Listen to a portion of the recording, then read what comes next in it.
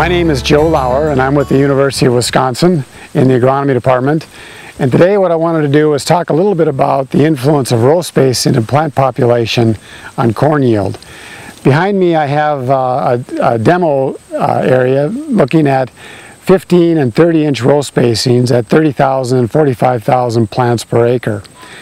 One of the things that you'll see about this kind of a stand is that at 30,000 plants to the acre, about the row spacing or the plant spacing within a row is about 7 inches between the plants.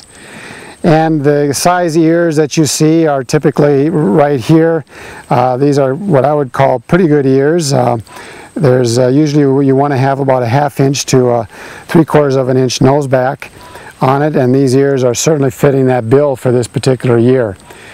But you can see that there's a lot of light that gets still down into the canopy. We used to grow corn a lot wider than this, and as equipment changes and technology changes, we've steadily started to decrease the row spacing. Probably as narrow as we can go at 30,000 plants to the acre is a row spacing that looks like this at 15 inches. Instead of plant spacings at 7 inches within the row, here we have plant spacings at 14 inches within the row. And with a row spacing of 15 inches, these plants are basically growing on a square grid pattern so that they have very little inter-plant or intra-plant competition that goes on. There's the competition is each plant has got basically equal access to the resources that are out there. In general, what we see with these narrower row spacings is an increase in silage yield and usually an increase in grain yield. The increase is about 3.5% for grain and about 7% or so for silage. And it's very consistent on the silage side. The grain side's not quite so consistent. The year really affects how much grain yield you can get on 15 inch row spacing. But here's an example again of some of these ears.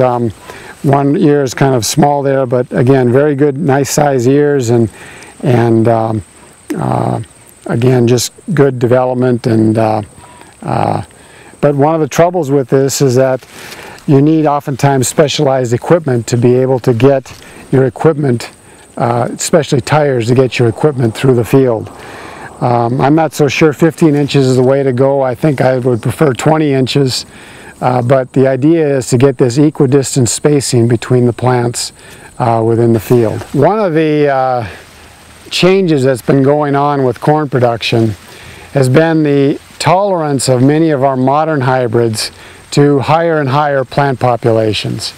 In Wisconsin, we see the plant population that maximizes yield across many locations at about 38,000 plants per acre.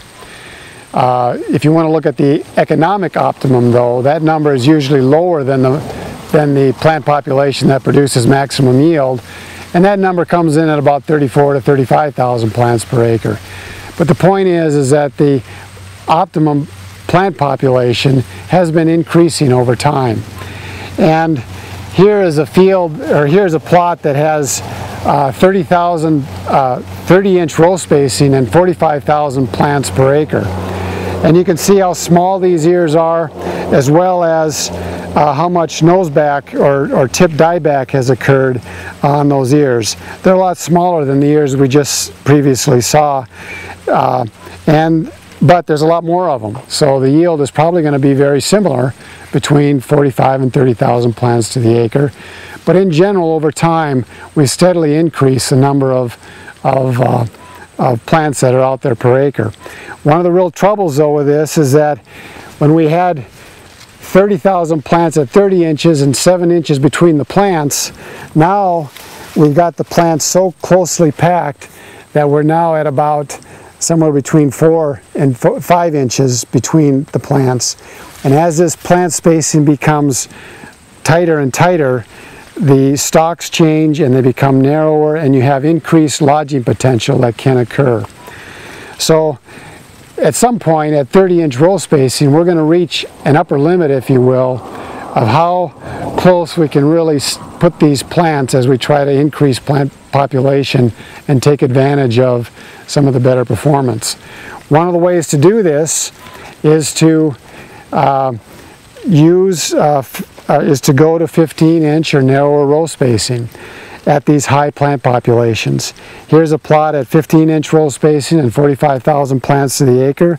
The ears are, again, very similar in size, and I would expect very similar yield, but being at such narrower row spacing, again, each plant has got a little more equal access to resources, and you don't nearly have the variability in ear size and shape that you would when plants are competing, when they're spaced real tightly together. So I guess the point I wanted to make with this video is that these are just some examples of changing technology and how that management interacts with genetics to basically allow the yield march to continue with corn.